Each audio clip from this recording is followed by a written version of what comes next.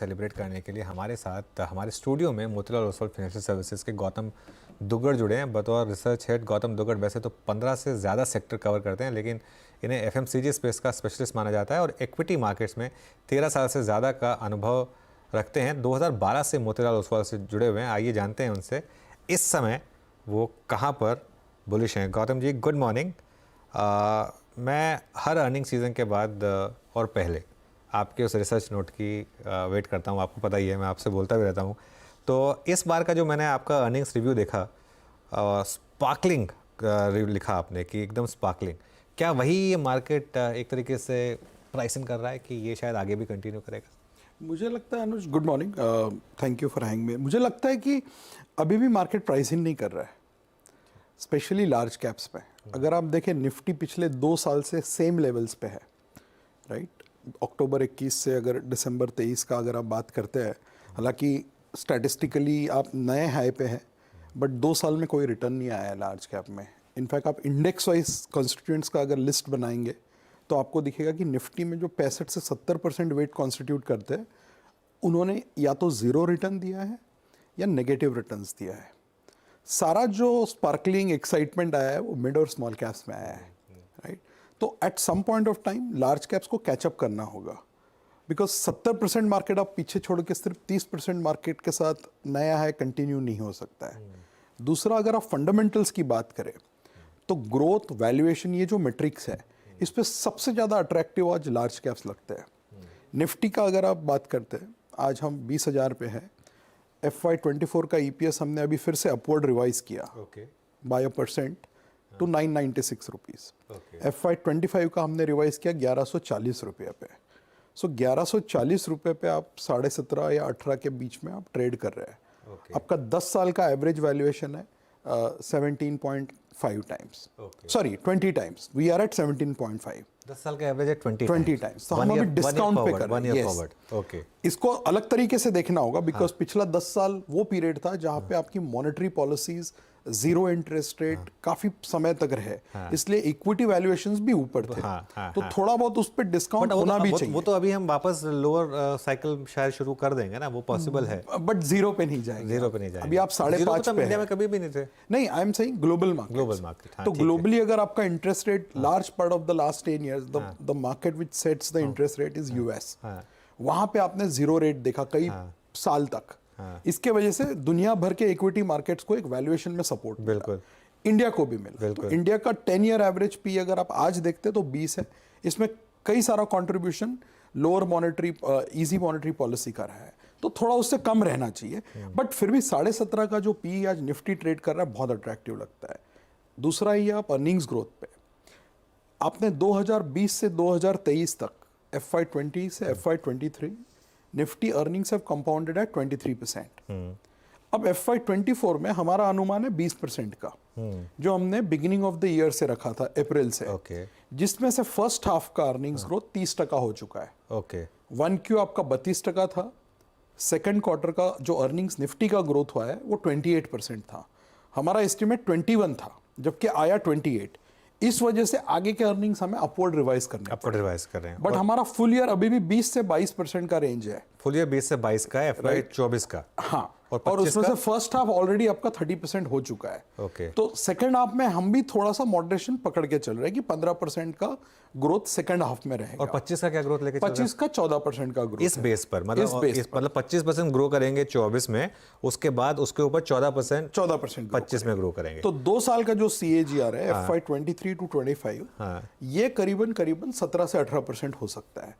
Right. तो 1000 रुपए का रफली EPS ये साल, 1140 का FY25 पे। तो 17 से 18% की अर्निंग्स कैगर हो गई। और उसमें अगर आप थोड़ा सा मल्टीपल्स का अगर जोड़ लें तो मार्केट आपके हिसाब से 22-23% कैगर दे सकता है। फिर मैं तो कहता हूँ कि जोड़ने का जरूरत ही नहीं है। अगर जितना अर्निंग्स आया उतना भी मार्केट चला तो भी आप बहुत ही हेल्दी 17-18% रिटर्न्स का बात कर रहे हैं, हाँ। राइट? और ये तब हो रहा है जब पिछले 3 साल जब अर्निंग्स 23% चला तो मार्केट ने भी 27% कंपाउंडिंग दिया आपको, चाहे आप निफ्टी देखिए या NSE 500 देखिए।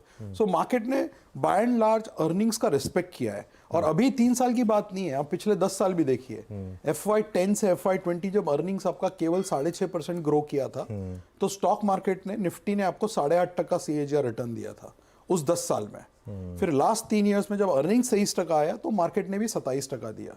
तो जब तक अर्निंग्स आते रहेगी, बाकी के चीजें एक नॉइज बन के रहेगी, कभी एग्जिट पोल, कभी US फेड, कभी क्रूड ऑयल, कभी ओपेक। बट सबसे बड़ा जो फैक्टर है वो है कॉर्पोरेट अर्निंग्स।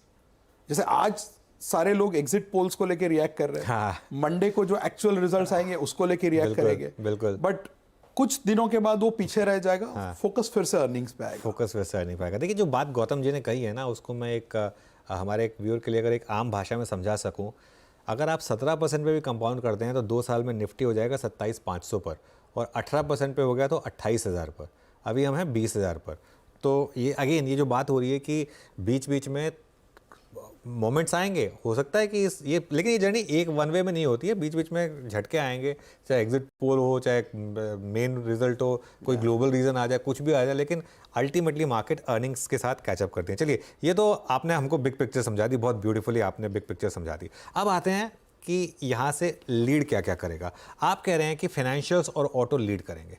ऑटो में तो हमने मतलब और कंज्यूमर डिस्क्रिशनरी ऑटोज में तो हमने एक बहुत शानदार मोमेंटम देखा है। मतलब पिछले 1 महीने में ऐसा लग रहा था कि 1 साल की रैली होगी 2 व्हीलर्स में।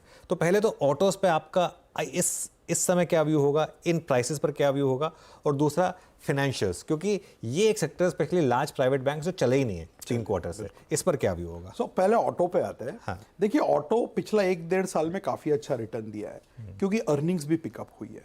अगर आप थोड़ा पीछे जाके देखेंगे, ऑटो कंपनीज के जो टोटल प्रॉफिट्स थे FY18 में करीबन 30,000 करोड़ थे, राइट?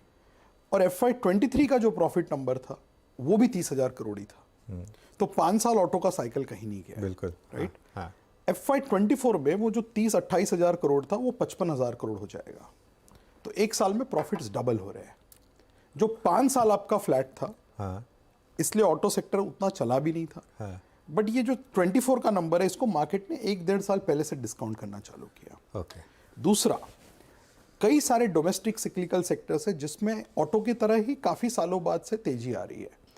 आप होटल्स देख लीजिए, रियल एस्टेट देख लीजिए, इंडस्ट्रियल्स जिसमें सबसे ज़्यादा मार्केट कैप क्रिएशन हुआ है पिछले 3 साल में, आप हॉस्पिटल्स देख लीजिए, सीमेंट्स देख लीजिए। सो जो भी डोमेस्टिक सिक्लिकल्स है, रियल एस्टेट 10 साल बाद चला है, बिल्कुल।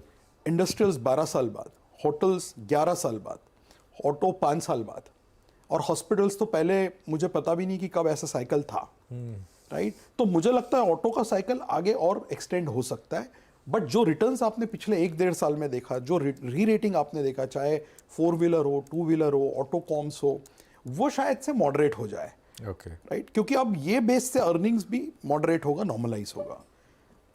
उसके बाद आते हैं फाइनेंशियल्स पे। जो मैंने आपको कहा FY18 से 23 में ऑटो का प्रॉफिट फ्लैट था, वही फाइनेंशियल्स का प्रॉफिट 5 गुना बढ़ा, 45,000 करोड़ से 2.25 लाख करोड़ रफली।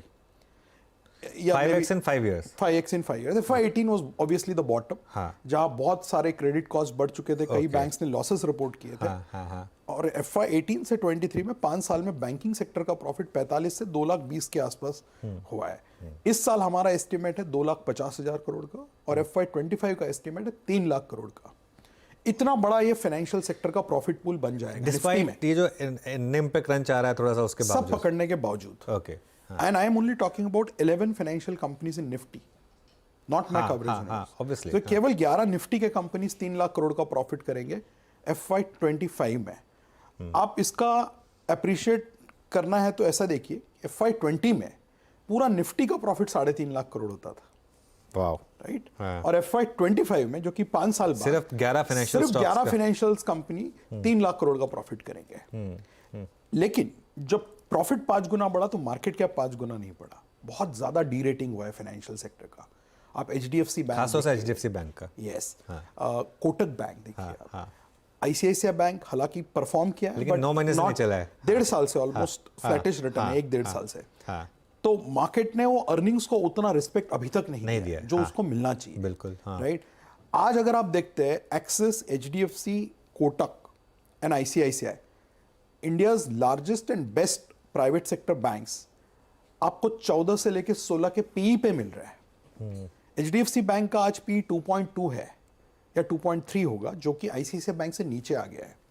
वाह, एक जमाना था 4-5 साल पहले जब एचडीएफसी बैंक 30-40% प्रीमियम पे trade 4 times price to book पे था, हाँ। तो काफी सारा डीरेटिंग हो चुका है। आरओईज आज भी स्ट्रांग है, और not only private sector bank, even PSU banks. आपने लास्ट टाइम कब ऐसा दौर देखा जब पीएसयू बैंक्स के आरओई 17, 18, 19% 3-3 साल तक कंटिन्यू हो रहे हैं। अभी मैं एसबीआई चेयरमैन से हमने मीटिंग किया था 2 दिन पहले। अच्छा। They are talking about 1.2% ROA and 20% ROE guidance. Stock is at 1 time price to book. मैंने भी एक इंटरव्यू किया था अभी लास्ट महीने खरा साहब के साथ, और मैंने उनसे एक चीज़ पूछी थी कि सारे पैरामीटर्स उनके वही हैं जो एक प्राइवेट बैंक के हैं, तो उनको पीएसयू का वैल्यूएशन क्यों मिलता है? आपके हिसाब से क्या वो मतलब और वैल्यूएशन मिलना चाहिए एसबीआई को? मुझे ज़रूर लगता है कि पीएसयू बैंक्स जो मल्टीपल पे आज ट्रेड कर रहे हैं वो इससे कई ज़्यादा डिजर्व करते हैं, बट मार्केट कभी भी उनको प्राइवेट बैंक्स का मल्टीपल नहीं देगा बिकॉज ऑफ ऑब्वियस। सबको ना दे, लेकिन एसबीआई को दे दे कम से। एसबीआई को भी नहीं मिलता है। आप अगर आप आगे होता है तो अलग बात है, बट अगर आप पास्ट का हिस्ट्री देखें पिछले 20-25 साल का, SBI always trades at better multiple versus other PSU. बिल्कुल, बट फिर भी डिस्काउंट पे बना रहता है versus private sector because of ownership and so many other issues which typically comes bundled with a PSU bank. But सारे PSU banks आज आपको 1 से लेके 0.8 प्राइस टू बुक पे मिल रहे हैं, जिनका आरओई 17-18% है। अगर अगला 2 साल में कोई भी एसेट क्वालिटी का शॉक नहीं आता है तो यहाँ पे भी रिस्क रिवॉर्ड बहुत अट्रैक्टिव है। और हमारे मॉडल पोर्टफोलियो में सबसे बड़ा ओवरवेट आज PSU banks. And lastly NBFC, while RBI ने कुछ एक्शंस लिए हैं, बिल्कुल, बट अच्छे क्वालिटी एनबीएफसीज ये जो रेगुलेटरी इंपैक्ट है मुझे लगता है हैंडल कर जाएंगे। थोड़ा बहुत कैपिटल रेशियोज पे इंपैक्ट आएगा, थोड़ा बहुत ग्रोथ कम होगा, बट अगर बड़ा करेक्शन आता है तो मुझे लगता है NBFC both lending and non lending इसमें वेट बढ़ाना चाहिए। सो इसलिए हमारा फाइनेंशियल्स, ऑटो, कंज्यूमर डिस्क्रिशनरी और इंडस्ट्रियल, ये 4 सेक्टर पे सबसे बड़ा ओवरवेट है। बिल्कुल, बहुत शानदार। अच्छा, अब मैं कुछ स्टॉक स्पेसिफिक बात करने चाह रहा हूँ आपसे। कुछ कंपनियों में जो आपने सबसे ज़्यादा अर्निंग्स बढ़ाई, उसमें कोल इंडिया है आपका, मारुति है और टाइटन है। और तीनों स्टॉक में हमने बहुत शानदार रैली देखी है, तीनों के तीनों। ऐसे में कोल इंडिया तो पिछले महीने के टॉप गेनर्स में है, टाइटन में भी बहुत शानदार रैली है, मारुति भी अपने ऑल टाइम हाई पे पहुंच गई। चलिए मारुति की बात छोड़ देते, क्योंकि हमने ऑटोज पूरा डिस्कस कर लिया। कोल इंडिया और टाइटन, ये 2 स्टॉक्स की बात कर लेते हैं। क्या अभी भी यहाँ पर इतनी बड़ी रैली के बाद भी पार्टिसिपेट करने की जगह है? तो टाइटन को लेके मैं आपको एक थोड़ा सा पीछे लेके चलता जो आपका एक बहुत शानदार नोट भी भेजा था आपने, मुझे याद है अच्छे से। हाँ। सो अगर आप देखें पिछले जब से मैं ट्रैक कर रहा हूँ पिछले 16-17 सालों में, टाइटन को कभी किसी ने चीप स्टॉक या वैल्यूएशन कभी भी सस्ते नहीं रहे। हाँ। जब मेरा पहला नोट मैंने निकाला था 125 रुपए के भाव पे निकाला था 2010 जुलाई में। वाह, तब भी वो महंगा था, 27-28 टाइम था और उसको महंगा ही माना जाता था। फिर जब डिमॉन हुआ 350, जहां से हम बहुत ज्यादा बुलिश हो गए थे टाइटन पे, तब भी वो 35-40 का मल्टीपल था। डिमॉन में 350 का रेट था टाइटन का, नवंबर 2016। वहां से 10 गुना बढ़ चुका है। यस, वाह, राइट। जब ये कोविड का लॉकडाउन आया, ये स्टॉक 1700-1800 होता था और लॉकडाउन में गिर के 900 हुआ, राइट। तब भी ये महंगा था। हाँ। 1 साल पहले 2200 का भाव था, तब भी महंगा है। आज 3500 का भाव है, आज भी महंगा है। ये हमारा पिछले 10 साल का number 1 preferred consumer discretionary stock रहा है और आज भी है। रीजन बहुत सिंपल है, क्योंकि ज्वेलरी एक बहुत बड़ा समंदर है। इट्स अ ग्रोइंग कैटेगरी, और जो साल में 900 टन का इंडिया का गोल्ड का डिमांड है, इसमें से 60% डिमांड आता है वेडिंग कैटेगरी से। आपने देखा होगा एक डेटा, अगले 23 दिन में 38 लाख शादियां हैं इंडिया में, 38 lakhs। Jewellery is a constant spending item in Indian wedding industry, और यहाँ पे सबसे बड़ा मार्केट शेयर, सबसे बड़ा branded player Tata group company, which has a demonstrated track record. आज के तारीख में अगर आप रिजल्ट्स देखते हैं कंज्यूमर कंपनीज के पिछले 1-1.5 साल में, ये एक ही कंपनी है जो टॉप लाइन भी 20-25% पे ग्रो कर रहा है। राइट। बाकी कंपनीज में आपका टॉप लाइन ग्रोथ बहुत लो सिंगल डिजिट्स है, क्योंकि वॉल्यूम ग्रोथ नहीं आ रहा है, स्पेशली स्टेपल्स में। जबकि ज्वेलरी में आपका टॉप लाइन ग्रोथ अभी भी 20-25% है और अर्निंग्स ग्रोथ तो है ही। तो मुझे लगता है वैल्यूएशन इसमें हमेशा महंगे लगेंगे आपको, बट अभी तक जो हिस्ट्री ने सिखाया है कि जब आप एक अच्छा स्टॉक आइडेंटिफाई करते हैं तो उसको राइड करना बहुत जरूरी होता है। बिल्कुल बिल्कुल। वो वही एग्जांपल आप ट्रेंड में देख सकते ट्रेंड में मैं उस पर आने वाला था, बिल्कुल। हाँ हाँ, ट्रेंड में क्या हो रहा है यहाँ पर इस समय? यहाँ पर ट्रेंड वो का भी ज़ूडियो, अगर आप- पूरा ज़ूडियो की रेटिंग है ये। हैं। यस, प्लस जो कोर बिजनेस भी है वेस्ट साइड सॉरी, हाँ। उसमें भी आप देखिए ये क्वार्टर के नतीजे सारे रिटेल कंपनीज के, V Mart, D Mart, ABFRL, Trent, आपको एक बहुत ही एक्सक्लूसिवली आउटस्टैंडिंग रिजल्ट दिखेगा ट्रेंड का। हालांकि वैल्यूएशंस कुछ अलग ही लेवल पे अभी चले गए हैं, बट 3 साल पहले भी जब मैं देखता था ट्रेंड, तब 800 रुपए पे भी महंगा लगता था, 800-1000 रुपए के दाम पे।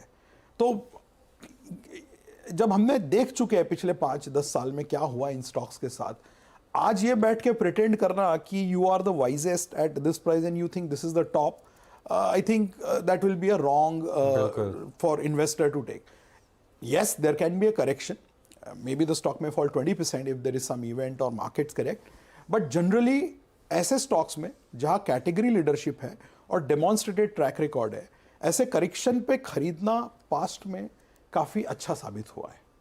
सो कुछ स्टॉक्स ऐसे होते हैं जो आप पोर्टफोलियो में राइड करने देते हैं, स्ट्रक्चरल कंपाउंडिंग स्टोरीज जिसे हम कहते हैं। स्ट्रक्चरल कंपाउंडिंग, तो ये उसमें और कोल इंडिया का जो पॉइंट आपने रेज बिल्कुल, किया, बिल्कुल। ये बहुत क्लियर है। इसमें डिविडेंड प्लस आपका जो वैल्यूएशन है द बिगेस्ट ड्राइवर। दूसरा, जो इस क्वार्टर के नतीजे हैं वो बेटर देन एस्टिमेट्स थे, both EBITDA and profits. At least हमारे एक्सपेक्टेशंस को उन्होंने 30% से बीट किया है। दूसरा, जो पूरा इंडिया में एक पावर सेक्टर को लेके एक राय बन रही है कि पावर डिमांड काफ़ी ग्रो हो रहा है। डबल डिजिट्स पे अक्टूबर का डेटा था, डबल डिजिट ग्रोथ था मंथली पावर डिमांड पे। तो थर्मल डिमांड के लिए आपको कोल लगेगा, और जो कोल इंडिया के खुद के प्रोडक्शन और डिस्पैच टारगेट्स है वो काफ़ी अच्छे से ट्रैक पे है। और उसमें अगर आप देखते हैं, फिर ऐड कर दीजिए 6-7% का डिविडेंड यील्ड, तो रिस्क रिवॉर्ड बहुत अट्रैक्टिव हो जाए। तो नॉट जस्ट कोल इंडिया, इस साल हमने जब बिगिनिंग में टॉप 10 आइडियाज़ दिए थे 2023 के, एक बहुत ही स्टॉक ऐसा जो साइडवेज पड़ा था 5-6 साल से, ONGC, वो हमने CY23 के टॉप 10 आइडियाज़ में डाला था 105 या 110 रुपए के भाव पे। सेम स्टोरी वहाँ भी था, dividend yield, stock sideways for a long period of time, and underlying driver which is the crude oil price was sustaining upwards of 80 rupees, तो $80। तो valuation plus dividend yield plus one core fundamental driver, sometimes it gives you very disproportionate results. बहुत शानदार रहा। चलिए, तो ये बात हो गई कोल इंडिया की। अच्छा, एक सेक्टर जिसने अर्निंग्स नहीं दिखाई हो लेकिन चला काफ़ी, वो है IT। हाँ, यहाँ मार्केट क्या प्राइसिंग करने की कोशिश कर रहा है?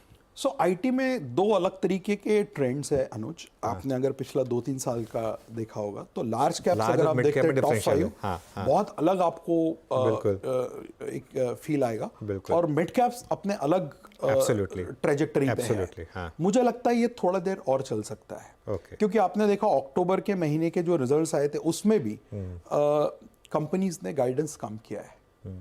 लेकिन IT सेक्टर के लिए एक जो सबसे फेवरेबल चीज आज है वो है इसमें हाइप पूरा निकल गया है, जो कोविड का हाइप था, राइट। सारे IT कंपनीज 30-35 के PE पे चले गए थे, वो वापस से 20-22-18 के PE पे आ गए, एटलीस्ट द लार्ज कैप्स। और पे out ratios, dividend yield, free cash flow generation, वहाँ पे ₹1 का भी फर्क नहीं पड़ा है। आज भी 90-95% पे आउट रेशोज है, ROEs upwards of 30-35%. A company like TCS will do more than 45% ROE, वाह। right? And 55,000 odd crores of profit. लेकिन बिकॉज ये इतने बेलवेदर स्टॉक्स हो चुके हैं, और यूएस में 5.5% इंटरेस्ट रेट ने जो एक मैक्रो लेवल पे वरी क्रिएट किया, हालांकि अभी तक वो पैन आउट नहीं हुआ है रिसेशन, बट कहीं ना कहीं at the back of your mind आप हमेशा ये सोचते रहते हो कि यूएस में कभी ना कभी रिसेशन आएगा तो इंडियन IT को फर्क पड़ेगा। बट अगर आपका नज़रिया थोड़ा लंबा है और आप थोड़ा सा अंडर परफॉर्मेंस और सहन कर सकते हो, तो मुझे लगता है वैल्यू बहुत है Indian IT, specially large cap में। ओके। अच्छा, एक आपने रियल्टी की बात छेड़ी, तो रियल्टी में क्योंकि हम अभी भी कई लोग मानते हैं कि मिड सेक्टर मतलब मिड साइकिल में है, तेज़ी की, क्या अभी भी यहाँ अपॉर्चुनिटीज़ हैं? आपने एक रिसेंटली इनिशिएट कवरेज किया था सनटेक पर फॉर एग्जांपल, तो क्या वो आपका प्रेफर्ड पिक है और ओवरऑल क्या व्यू है आपका अब रियल एस्टेट पर? एक्चुअली मिड साइकिल नहीं, अभी तो साइकिल चालू हुआ है, अच्छा। राइट? ऐसा मुझे लगता है, हाँ। आई मे बी रॉन्ग। 2008-10 के बाद से 2021 तक 11 साल का आपका या 10-11 साल का स्लो डाउन था या डाउन साइकिल था। तो 1 या 2 साल में मिड साइकिल पे आप शायद नहीं आएंगे, राइट? दूसरा, जहाँ तक हमारी बात है, हमने आज सुबह फिर एक रिपोर्ट निकाला है रियल एस्टेट सेक्टर पे, जहाँ पे हमने हमारा जो नंबर है वो रिवाइज किया है। प्री सेल्स ग्रोथ जो सबसे बड़ा ड्राइवर होता है operational for real estate companies, हम जब साल चालू हुआ हमारा अनुमान था 15% का full year pre sales growth होगा हमारे कवरेज यूनिवर्स के 12 स्टॉक्स का। आज हम लिख रहे हैं कि 30% होगा। हम फर्स्ट हाफ में आपने देखा लॉन्चेस 26,000 करोड़ के हुए हैं हमारे 12 कंपनीज जो कवर करते हैं। सेकेंड हाफ में हमने नंबर लिखा है 82,000 करोड़ का, राइट? तो रियल एस्टेट में 2-3 चीज़ें हो रही है। काफ़ी सालों का पेंटअप डिमांड है, अफोर्डेबिलिटी इंक्रीज हुआ है क्योंकि कंज्यूमर का इनकम ग्रोथ जरूर हुआ है पिछले 10 साल में, और प्रॉपर्टी प्राइसेस काफ़ी सालों तक फ्लैट थी टॉप सिटीज़ में। तो हमें लगता है ये जो साइकिल है काफ़ी लंबा चल सकता है। इसमें हमारे जो प्रेफर्ड स्टॉक्स है वो है गोदरेज, प्रेस्टीज।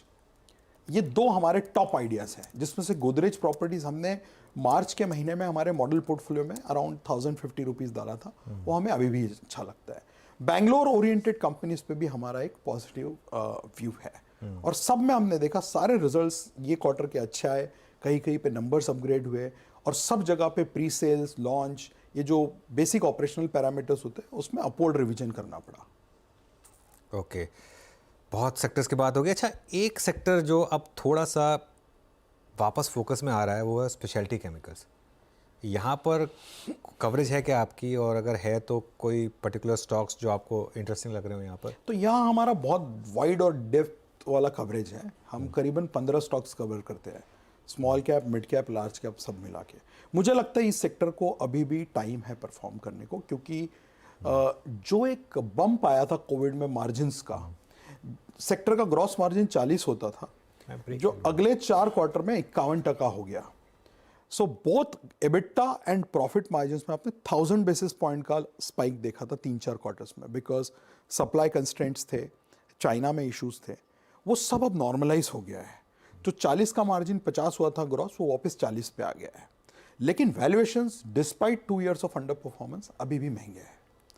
तो इस सेक्टर को थोड़ा समय और बिताना पड़ेगा जब तक अर्निंग्स और वैल्यूएशंस में थोड़ा सा कन्वर्जेंस नहीं होता है। विद इन द सेक्टर हमें पीआई इंडस्ट्रीज ठीक लगता है, और एसआरएफ भी अब ये भाव से हमें थोड़ा वैल्यू दिखने लगा है। ऑलराइट गौतम जी, बहुत बहुत शुक्रिया, बहुत मज़ा आता है आपके साथ बात करके, और इन सारी स्टॉक्स और मार्केट्स पर चर्चा करने के लिए बहुत बहुत शुक्रिया। जो बात आपने कही